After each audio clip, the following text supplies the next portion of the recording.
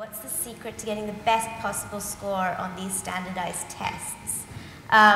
You know, what do you do? I'm going to start backwards. I'm going to start with what do you do if you don't get the score of your dreams?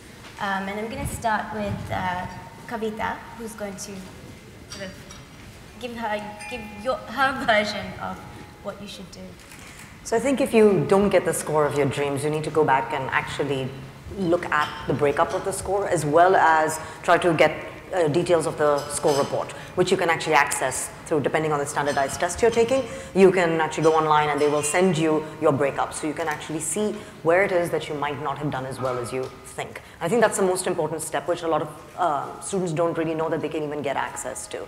Once you've understood where it is that you're going wrong, you really need to focus on two things. One, making sure the places that you've done well, you continue to study for, so you consistently continue to do well on. And then obviously try to understand where you're going wrong in the other sections. I think that's the most important step, which most people actually don't realize they have access to or don't spend time focusing on. And there are a lot of interesting test-taking strategies out there to actually improve speed, to improve comprehension. We see a lot of kids maybe not scoring as well on the English parts of the SAT, for example.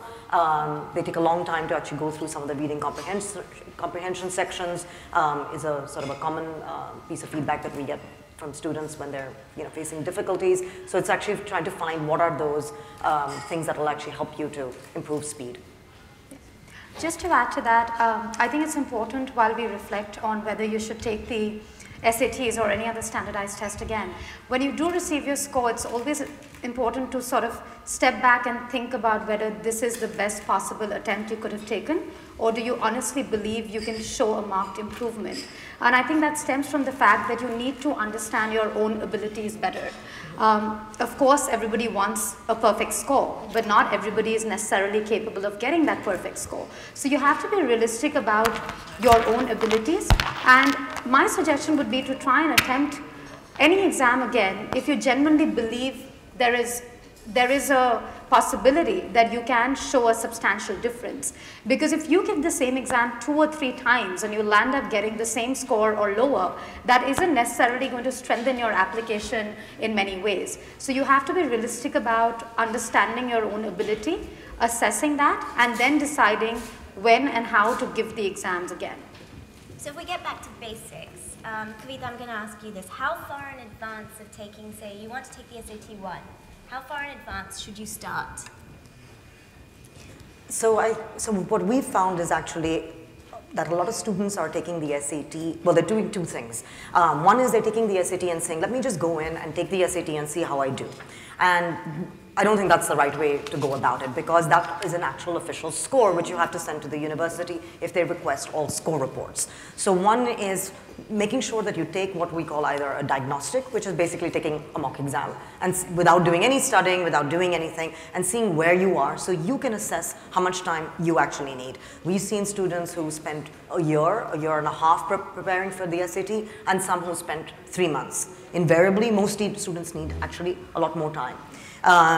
So I think you need to figure out for yourself as an individual, do I need a year, do I need a year and a half, do I need 3 months? Everybody's different, and it doesn't really matter whether you're taking longer or a shorter period of time. You need to figure that out.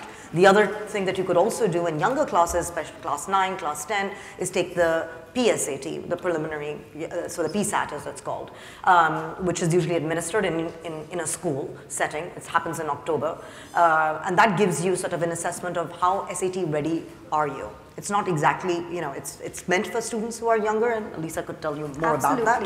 But I think that becomes really important, and these are 2 ways to sort of gauge how much time you actually need. And I think for students who are not studying in sort of the US system, one of the mistakes that I see students making sometimes is sort of they think they're just going to cram up for the test and quickly take it in a couple of months, and that doesn't really happen. You need time for these concepts to be absorbed, to actually take them in, and so giving yourself a longer period of time and studying sort of consistently and slowly for the exam is what we've seen actually work very well.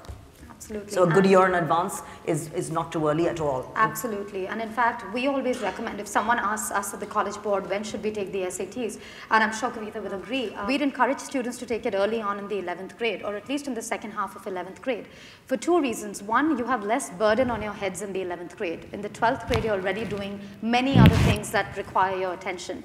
Two, if you take it in the 11th, and if you're not happy with your score and you want to do the SAT again, you're giving yourself enough opportunities and time to think about taking the exam again. Sometimes you're too late in 12th and you have no other test dates available to you. With the PSAT, as Kavita said, our endeavor at the College Board was to allow students a practice option. So preliminary SAT, by definition, is a practice for the SAT. It's a shorter exam. It allows you to practice it in the 9th or 10th grade before you need to take the SAT. And it gives you a very comprehensive score report that allows you to identify your strength and weakness areas. If you know what your problem areas are, you can prepare much better for your SAT or other standardized exams. It helps you identify the areas you really need to work on. And we recommend that students not only take the PSAT exam, but actually make use of the score report that comes out of it. Because if you just look at the absolute score and you don't do anything with it, it defeats the purpose of taking the exam. So now if we move on to the theme of taking practice tests, Kavita, do you think private coaches actually work? What's your take? Yeah, so I think they work in a few instances. One, students sometimes just need discipline, right? I need to spend a certain number of hours every day practicing both the concepts as well as taking practice tests, and coaching centers can give you that. So if you feel, you know, I'm the kind of student who needs discipline, and you know, there's again nothing wrong with that. A lot of students need that, you know, just allotted, slotted, structured time to do it. Then a coaching center can be extremely beneficial. The second place a coaching center can be beneficial is really helping you to understand, again, you know, what this test is about, teach you the fundamental concepts, which in some cases you may not know all of them, and also, you know, help you through problem areas. So often people get confused between what the SAT-1 and the SAT subject tests are actually testing, and they're testing different things. Subject tests are really testing your knowledge of the subject, and often you don't really need to spend as much time studying for it because you're already studying those subjects in school. But the SAT-1, through the use of English and math, is testing your critical thinking, your reasoning skills, so it's testing something different, and therefore you might need a coach to help you to understand, you know, how to actually go through those. So it can be helpful. Not everybody takes coaches, so you may not need it. Again, I never took any coaching for my SAT or for my GMAT, I just self-studied. But again, taking the diagnostic will help you to understand. So you might go in at a diagnostic and find you're at a certain score, and through coaching it can improve it dramatically. If you're already at a very high score, you may not need coaching. So I've had students who started off at an 1100 on their diagnostic and, you know, have gone up to a 2200, and others who started at a 1900 on their diagnostic. They honestly really just didn't need any coaching. They just did a lot of practices to get their timing right, and, you know, they were absolutely fine. So again, the diagnostic can help a lot for you to understand, you know, where are you getting stuck? Can you solve these problems yourself? And you could probably figure that out within, you know, a few weeks of self-study if you could improve your scores or not without coaching. So it's important to remember that College Board actually administers the tests. They don't actually coach for it, but you can find some tests online, right? You can. For the SAT, we actually do have an official SAT guide, which is, I think, I'm told is known as the Big Blue Book. Yeah. It's a big College Board color blue book, a fat book with a number of real practice tests that you can do. And we also provide a lot of other resources like Question of the Day, many other resources available on our website. And many students, as Kavita said, if they're very motivated and if they can get the discipline going, actually find it sufficient to use the resources provided by the College Board.